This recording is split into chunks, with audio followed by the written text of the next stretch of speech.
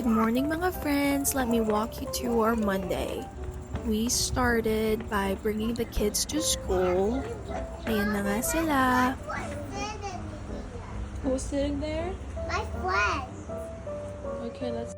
Ayan, after namin silang masundo, nag-prepare na rin ako ng lunch nila.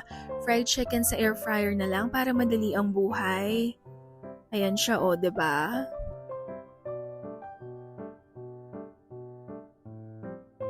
Ayan na nga, kumakain na ang mga chikitings. Sinasabayan ko na rin ng linas para again, madali ang buhay for today.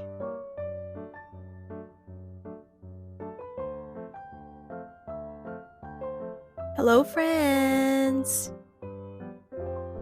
Tapos, ayan na nga, like I said, sinasabayan ko ng linis. So, ito na nga, lilinisin ko na rin ang aming kitchen. Tignan nyo naman ang kalat, mga friends. Pag talaga may bata ka sa bahay, kahit anong gawin mo, sobrang kalat pa rin. Alam nyo yung feeling na, yes, natapos ko na, malinis na ang bahay, and then after 2 minutes, magulo na ulit. Kasi ayan na ang mga bata, nagkakalat. Makikita nyo nga dyan is very light ko lang na hinuhugasan yung mga pinggan kasi pupunta naman sila sa dishwasher. Tapos yung dishwasher na yung tatapos ng trabaho ko, mga friends. Ayan nga, tinatry ko talaga ang best ko na every day off ko is meron ako nagagawa sa bahay.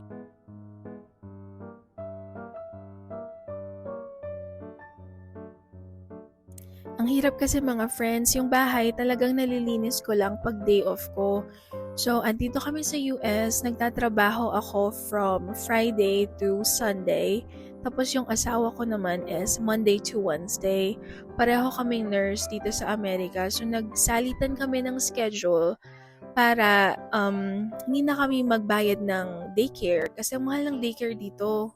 So, minimake sure na lang namin na laging may kasama ang mga bata.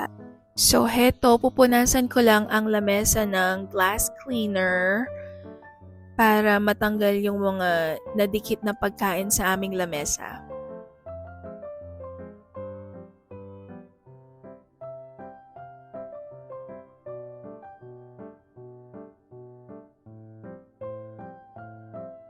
Tapos mga friends, dito rin sa bahay namin, lahat ng furnitures, tables, lamesa, upuan, nilagyan ko lahat talaga ng cover kasi pag may toddler ka, 'di ba, kung ano-anong nilalagay nila or yung pagkain laging nahuhulog, basta ang dumi-dumi nila.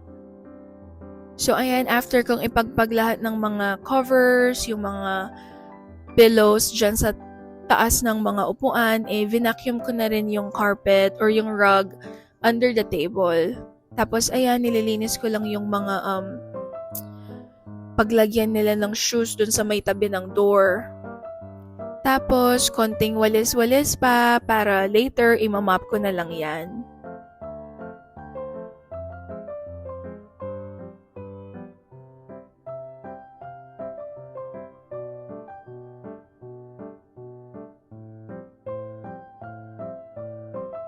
Tapos medyo napagod ako dun sa kusina, so konting break muna. Gagawan ko muna ng nails ang sarili ko. Ito pala yung office ng asawa ko.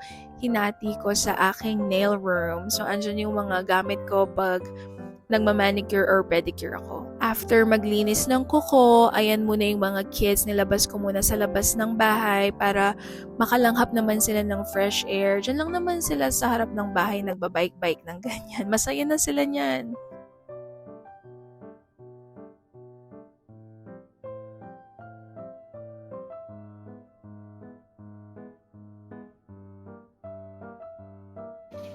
Tapos, after naming mag-bike-bike, pinuntahan namin yung pamangkin ko. Yung kapatid ko is nakatira din dito, 20 minutes away lang sa amin. Ayan siya. So, weekly namin siyang binibisita.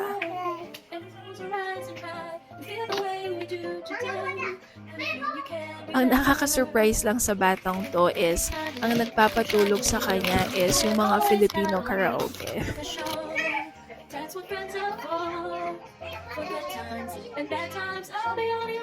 Pero parang magmumukhang unsuccessful ang karaoke natin tonight kasi nga, kakagising lang niya. So, Kaya ayan, gising na gising siya, hindi siya makatulog. And there's so much more I see. And so by the way, I thank you. Oh, and then for the times when we're apart. Well, then close your eyes and know these words are coming from my heart. And then if you can't remember, keep smiling, keep shining. Know you can always count on me for sure. That's what friends are for. In good times, in bad times, I'll be on your side forevermore. That's what friends are for. Keep smiling, keep shining. Know you can always count.